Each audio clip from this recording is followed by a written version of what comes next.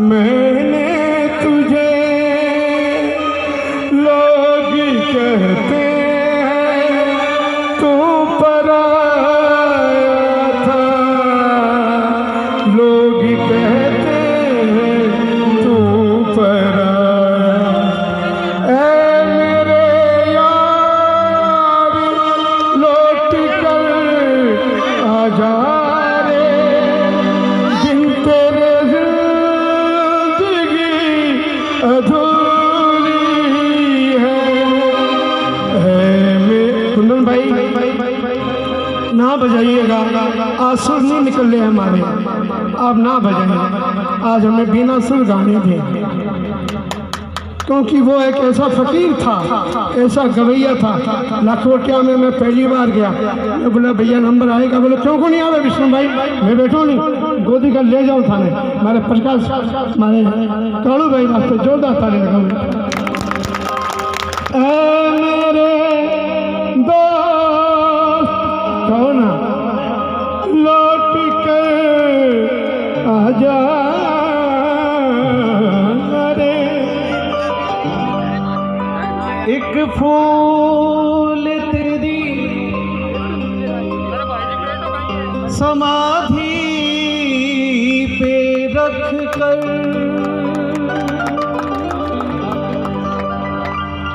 पूजूंगा तुझको जिंदगी भर। मालिक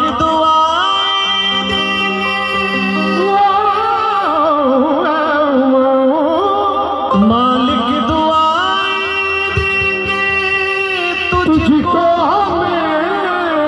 हमेशा। मेरे ये आंसू मेरी बेजुबानियां, ए मेरे दोस्त लौट के आ जा, बिन तेरे जिंदगी अधूरी है।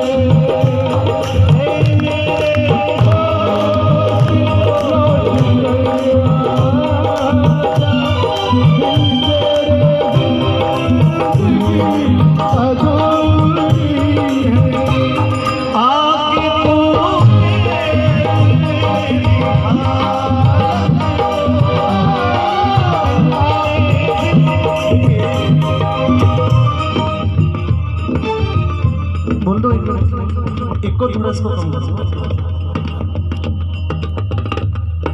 हमने नहीं सोचा था कि ये दिन हमको देखने को मिलेगा, और राजस्थान के किसी भी कलाकार ने ये कभी नहीं सोचा था कि उनके लिए हम गाएंगे।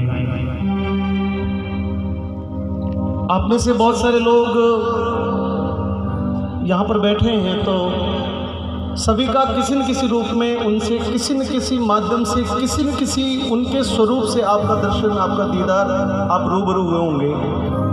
कोई मित्र के रूप में हुआ होगा, कोई ऑर्गेनाइजर के रूप में हुआ होगा, कोई उनके बाल सखा के रूप में हुआ होगा, कोई उनके विद्यालय के काल में हुआ होगा।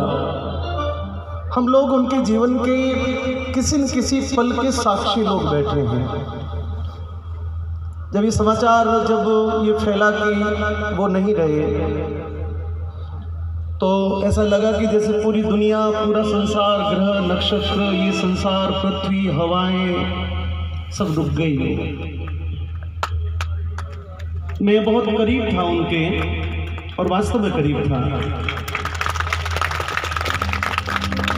उनके जीवन की कुछ विशेषताएं थी जो शायद उनके गांव के लोग या उनके परिवार के लोग या उनके बहुत करीब के लोग उस बात को जानते हैं। उसमें से एक बात का साक्षी मैं हूँ, क्योंकि जब भी मुझे वो फ़ोन करते थे तो सिर्फ और सिर्फ अपने मन की बात करने के लिए फ़ोन करते थे। और उनकी एक आदत थी कि जब तक फ़ोन रिसीव नहीं होता था तब तक वो लगातार फ़ोन करते थे, भले आधा घंटा, घंटा भर।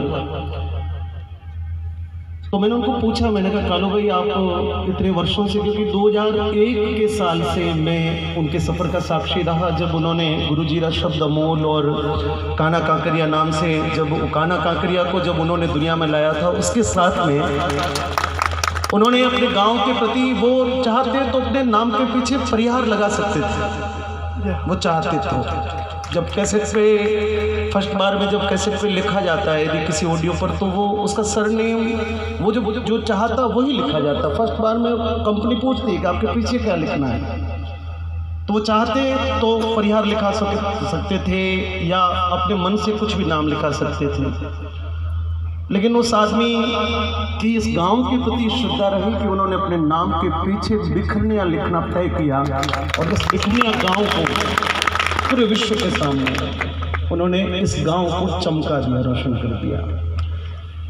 उसके बाद में उनकी दूसरी जो विशेषता थी कि उन्होंने अपने शुरुआती दौर में जो कुछ कमाया वो सब अपने परिवार के लिए, अपनी बहनों की शादियां की, अपनी बहनों की शादियां की, उनके बाद में अपने भाइयों को सेटल किया। और इस पूरे कार्यकाल में उनके जीवन के लगभग 15 वर्ष बीत गए। उन्होंने जो कमाया, जो मिला उनको, और 2-3 कार्यक्रम का साक्षी रहा, क्योंकि उनकी बहन का जब विवाह था तो मैं उस कार्यक्रम में था।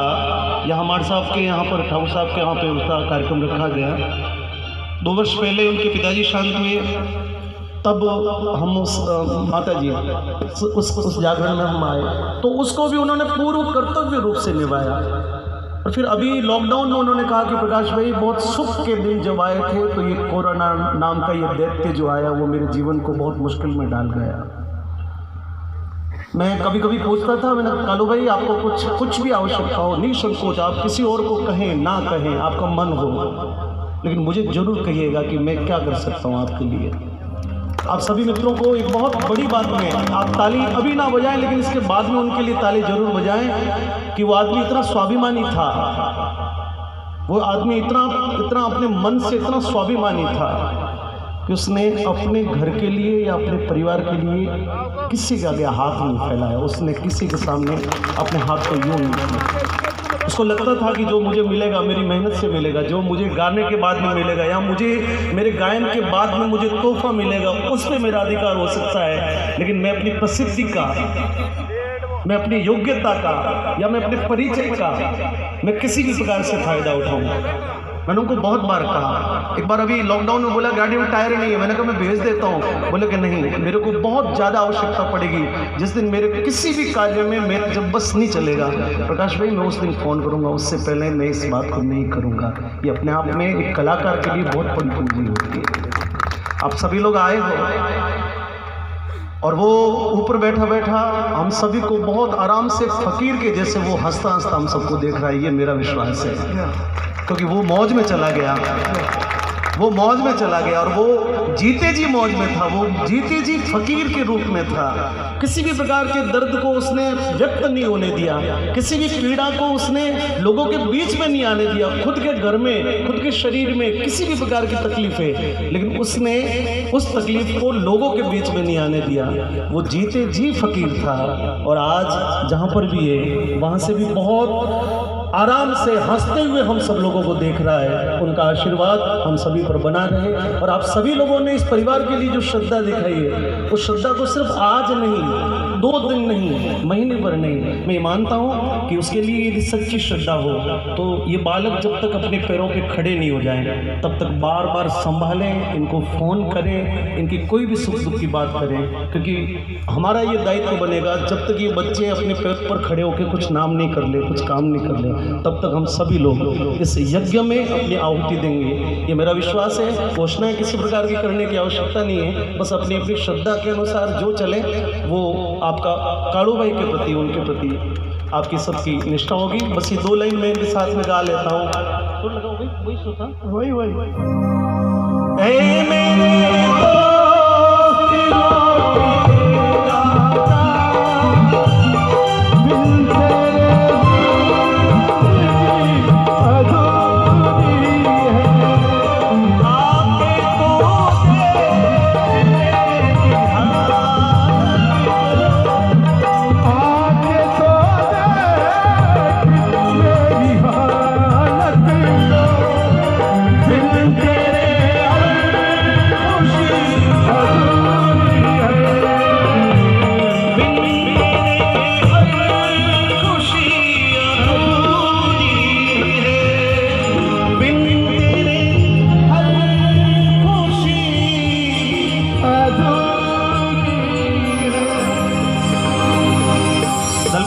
यहाँ बैठे हैं लाखोटिया के कार्यक्रम में। आप सभी लोगों को बस एक छोटी सी बात करके अपनी बात को मैं तो समाप्त करूंगा कि बहुत वर्षों तक लाखोटिया महादेव का जो राज्य स्तरीय राष्ट्रीय स्तरीय मेला होता है, उसकी जो बिगनिंग है, उसकी जो शुरुआत है, वो कालू भाई करते थे।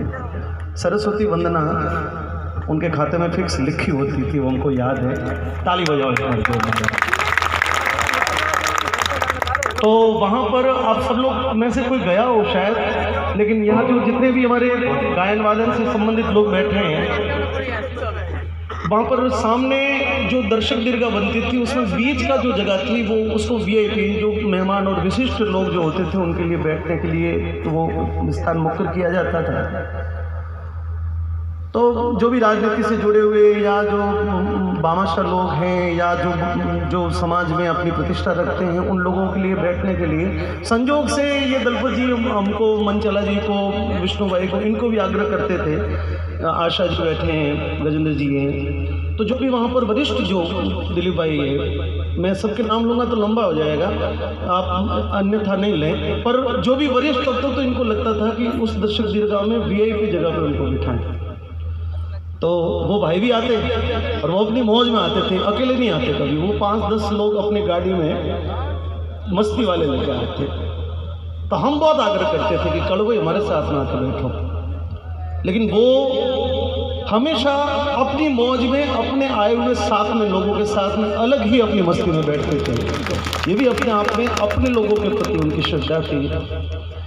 और अभी जब यहाँ पर दलपत सिंह जी आए, हम लोग बैठे थे, तो मैं सच कह रहा हूँ कि मेरा भी थोड़ा सा मानसिक अभी ये कोरोना के कारण से ठीक नहीं है। थोड़ी देर के लिए मैं भूल गया, मुझे भी लगा कि शायद लाखोटिया के कार्यक्रम में बैठे हैं, मनचला जी इधर बैठे हैं, दिलीप भाई इधर बैठे हैं और कालू भाई उधर पीछे बैठे होंगे, ऐसा एक विचार आया मन में। लेकिन अचानक से जब उनकी तस्वीर देखी फिर याद आया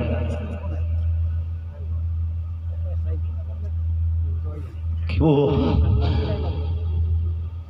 वो कहीं नहीं, वो हमारे बीच में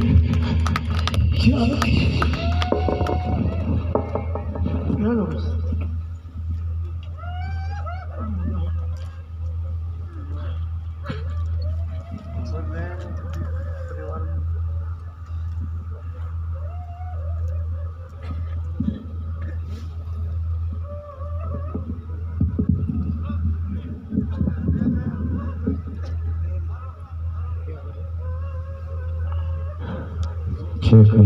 सभी हिम्मत से काम ले।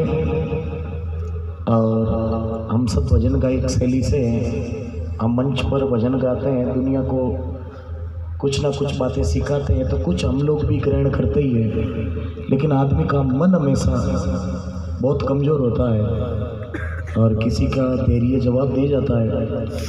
लेकिन हम जैसे आप भी होंगे अभी